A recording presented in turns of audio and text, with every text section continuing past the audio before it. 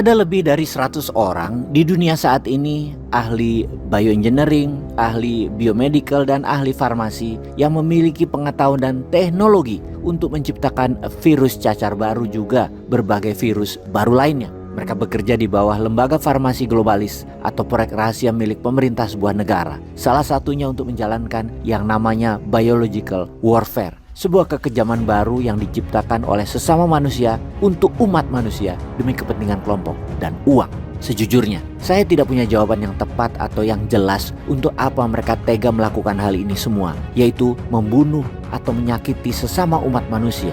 Pertanyaan saya tidak pernah terjawab jelas, yang ada malah menimbulkan banyak pertanyaan-pertanyaan lainnya lagi. Pasalnya lagi, perusahaan-perusahaan teknologi tersebut termasuk bioteknologi bukan hanya sekedar pelaku bisnis Fortune 500 aja. Para raksasa teknologi ini juga bukan hanya memiliki kekayaan 50 atau 100 billion dolar, bahkan lebih, tetapi mereka merupakan orang-orang paling berkuasa di planet ini yang mempunyai pengaruh terhadap kehidupan manusia dan masa depan kita. Bayangkan, masa depan bisa mereka tentukan sesuai kemauan mereka.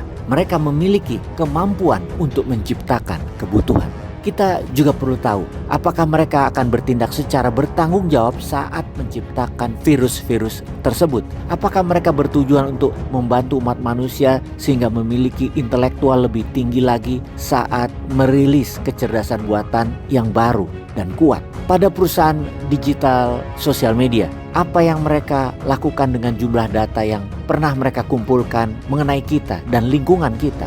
Apakah mereka akan tetap memprovokasi manusia agar belanja barang-barang yang tidak dibutuhkan? Mereka para globalis tersebut menghasilkan begitu banyak kekayaan sehingga tega mengubah pikiran masyarakat agar terus menjadi konsumtif. Juga mereka para globalis mendorong kebencian dan informasi yang salah yang mengoyak masyarakat dunia. Mereka tidak peduli, yang penting produk mereka laku dibeli.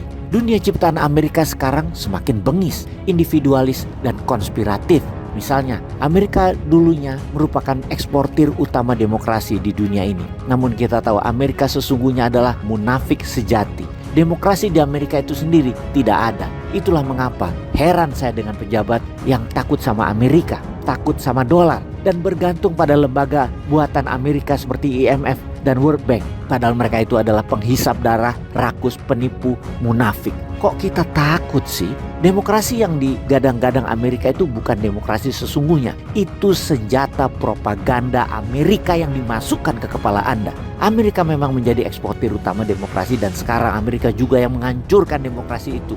Buktinya, semua negara yang dikatakan dikelola oleh diktator, autokrasi, musuh-musuh Amerika yang kemudian digulingkan oleh Amerika, yang katanya akan menciptakan demokrasi pada negara tersebut, ternyata hanya membangun boneka Amerika yang tidak demokratis juga kelolaan negara mereka itu. Bahkan semua negara yang habis diserang Amerika, negaranya jadi hancur lebur dan penduduknya tidak berdaya, tak berpendidikan, serta miskin.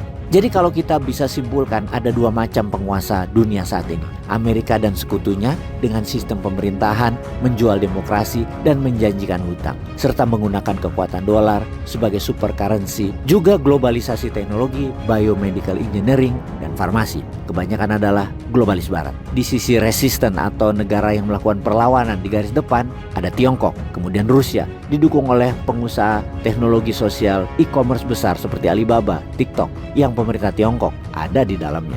Di mana kepentingan keduanya ketika tabrakan adalah tidak ada satupun untuk membuat dunia ini ternyata lebih baik atau menjadi lebih sehat. Dunia tanpa perang, dunia dengan pendidikan tinggi. Tidak ada sama sekali. Yang ada bagaimana cuan dan bagaimana terus berkuasa, bagaimana negara lain takluk. Para globalis teknologi dan pejabat berkuasa itu dorongannya hanya dua. Dalam psikometri tentunya, kalau kita perhatikan, mereka itu didorong oleh rasa greed dan fears, didorong oleh ketamakan dan ketakutan.